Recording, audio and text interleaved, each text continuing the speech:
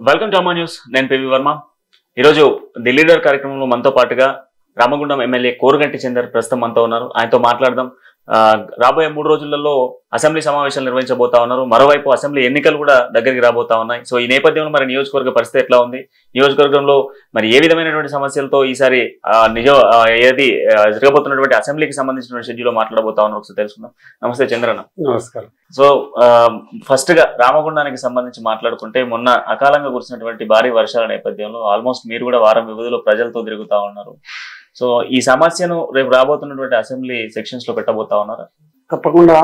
కొన్ని ఇక్కడ గోదావరి నదిని ఆనుకొని ఉన్నటువంటి మల్కాపురం కానీ, అదేవిధంగా సప్తగిరి కాలనీ, గంగానగర్, జనగామ, ఈ గ్రామాలకు సంబంధించి కొంత వాటర్ ఎక్కువ వరద ప్రవాహంతో కొన్ని ఇళ్లలోకి నీళ్ళు వచ్చింది. ఇంతకుముందు పోయిన 2022లో కురిసినటువంటి వర్షాలతోని అప్పుడు ఎక్కువ అతి భారీ వర్షాలు కురవడం మూలన కొంచెం ఎక్కువగా వచ్చినాయి ఇళ్లలోకి. ఈసారి కొంచెము తక్కువనే వచ్చినా కూడా దీన్ని పూర్తి స్థాయిలో నివారించేటువంటి విధంగా ఇటువంటి పరిస్థితి ఇంకోసారి రాకుండా ఉండాలంటే దీని మీద ప్రత్యేకమైనటువంటి ఒక ఆలోచనతోని ఒక ప్రణాళిక చేసినాం. సుందిళ్ళ నుండి ఇక్కడి వరకు ఒక కరకట్ట నిర్మాణం చేస్తే ఆ వాటరు రివర్స్ రాకుండా ఉండడానికి అవకాశం ఉంటుందనేది ఆలోచన చేసినాం. దీన్ని అమలు చేయడం కోసం మన గౌరవ ముఖ్యమంత్రి కేసీఆర్ గారికి ప్రత్యేకంగా మేము విన్నపం చేస్తాం దీన్ని. ఎందుకంటే ఈరోజు కాళేశ్వరం ప్రాజెక్టు నిర్మాణంతో నిండు కుండలా ఉంటున్నది గోదావరి. పైనుంచి వెళ్ళి కడెం కానీ, నాందేడ్ నుంచి వచ్చేటువంటి వాటర్ కానీ, శ్రీశైలం ప్రాజెక్టు కానీ, ఇల్లంపల్లి కానీ నీళ్లు వదిలినప్పుడు కొంచెం ప్రవాహం ఎక్కువగా ఉంటుంది.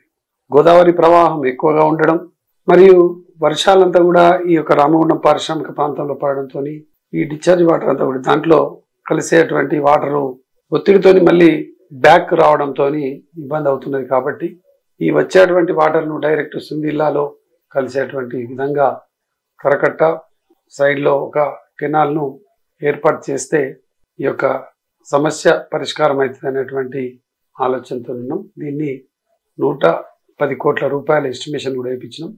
కేసీఆర్ గారి ఆమోదంతో తొందరలోనే ఈ యొక్క సమస్య ఉండదు అనే కూడా విశ్వాసం మాలో ఉన్నది. సో ఇప్పుడు రామగుండం అనగానే ఎన్టీపీసీకి సంబంధించినటువంటి ఒక ప్రధాన సమస్య కనబడతాం, జీతాలకు సంబంధించి పెంపు ఎప్పుడు అనేటువంటి నిరసన కొనసాగుతాం. సో మరి ఈసారి ఈ సెక్షన్స్ లోనైనా వాళ్ళ జీతాలకు సంబంధించిన ఒక క్లారిటీ వచ్చేనా?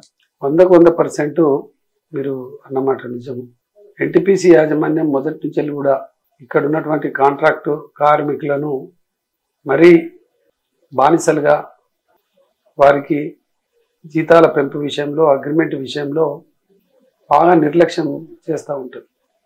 మేము ఎప్పుడు కూడా ఈ అగ్రిమెంట్ కావాలంటే సమ్మెలు చేయక తప్పలేదు, పోరాటం చేయక తప్పలేదు, ఆర్ఎల్సీకి కాంప్లైంట్ ఇవ్వక కూడా తప్పలేదు. రీజనల్ లేబర్ కమిషనర్కు, సెంట్రల్ రీజనల్ కమిషనర్ ఈ కాంప్లైంట్ ఇవ్వడము, పోరాటాలు చేయడము. అప్పుడు అగ్రిమెంట్ ఇప్పటికీ నేను ఎమ్మెల్యే అయిన తర్వాత ఒక అగ్రిమెంట్ చేసినాను. ఆ అగ్రిమెంటులో ఉన్నటువంటి కొన్ని నిబంధనలు ఇప్పటికి కూడా ఉల్లంఘిస్తూ ఉన్నారు ఎన్టీపీసీ యాజమాన్యం. అదే కాకుండా ఇప్పుడు కొత్తగా అగ్రిమెంట్ చేయాలంటే ఆ అగ్రిమెంట్ కూడా ముందుకు రావడం లేదు. దీని మీద మేము ఒక కార్యాచరణ తీసుకున్నాం. తొందరలోనే అగ్రిమెంట్ చేయాలి, లేకపోతే దీని మీద మేము సెంట్రల్ గవర్నమెంట్ నుంచి వెళ్ళి నేను రేపు అసెంబ్లీలో కూడా తప్పకుండా ఇటు విషయాన్ని మాట్లాడతాం. సింగరేణి కాంట్రాక్టు కార్మికులు కూడా చాలా రోజుల నుండి వేతనాలు పెరగాలని వారు అనేక సందర్భాల్లో ఆందోళన చేశారు, బంధు పిలుపులు ఇచ్చారు, సమ్మెలు చేశారు. వారికి ఈ యొక్క వేతనాల పెంపు విషయంలో కూడా తప్పకుండా అసెంబ్లీలో రేపు 3వ తారీఖు నుంచి జరగబోయే అసెంబ్లీలో మాట్లాడతాం. అని సీఎం గారు ఈ యొక్క తెలంగాణ రాష్ట్రంలో ప్రతి ఒక్క వర్గానికి న్యాయం చేస్తున్నారు. ఈరోజు కాంట్రాక్ట్ కార్మికులకు కూడా న్యాయం చేస్తారనేటువంటి విశ్వాసం మాకుంది. సో కోరుకంటి చందర్ అంటేనే రామగుండం ప్రజలలో ఎప్పటికీ కూడా తను ప్రతి ఇంటికి ఒక కుటుంబ సభ్యుల ఎల్లప్పుడూ కూడా ప్రతి కుటుంబ సభ్యుడు ఆహ్వానిస్తూ ఉంటాడు కోరుకంటి చందర్. కానీ అట్లాంటి కోరుకంటి చందర్కి గత కొంతకాలంగా సొంత గూటిలోనే ప్రత్యర్థులు ఏర్పడ్డారు.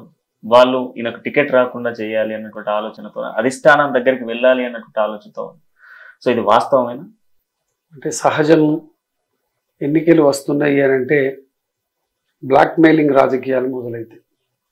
వితిన్ పార్టీలని పదవులు కావాలని ఒకరు, పార్టీకి నష్టం చేయాలని ఒకరు, డబ్బుల కోసం ఒకరు, ఇట్లా అనేక విధాలైనటువంటి కొంతమంది ఆలోచన చేస్తూ ఉంటారు.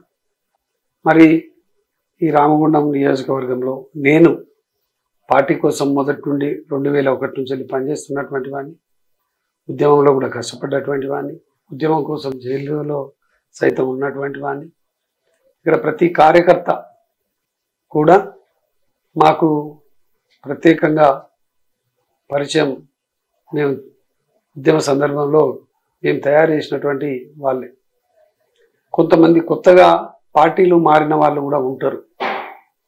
వాళ్ళు అధికారం కోసం కొన్ని పార్టీలు మారుతూ ఉంటారు.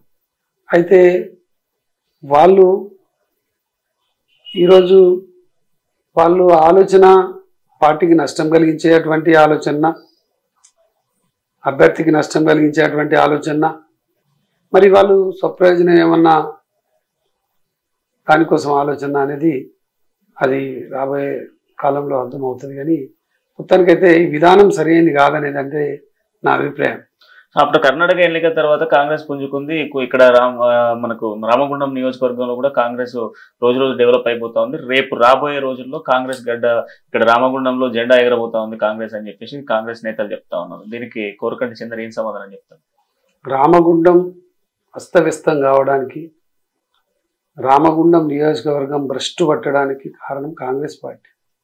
60 ఏళ్ల కాలంలో ఇక్కడ ప్రతి విషయంలో కూడా నష్టం జరిగింది రామగుండానికి, గోదావరికనికి.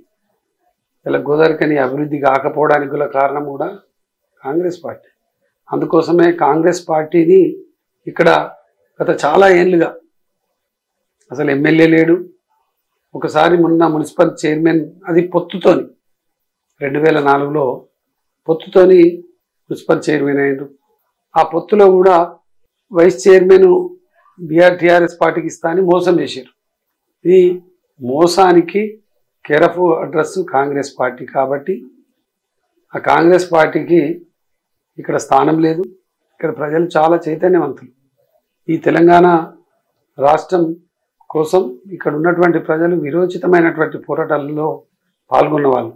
కాబట్టి అక్కడ ఉద్యమ నాయకుడు ముఖ్యమంత్రిగా ఉండాలని, ఇక్కడ ఉద్యమ నాయకుడు ఎమ్మెల్యేగా ఉండాలని ప్రజల ఆలోచన. ఆ ఆలోచన తప్పకుండా రేపు రాబోయేటువంటి ఎన్నికలలో బీఆర్ఎస్ పార్టీ రామగుండం నియోజకవర్గంలో గెలుస్తుంది. దాంట్లో ఏం సందేహం లేదు.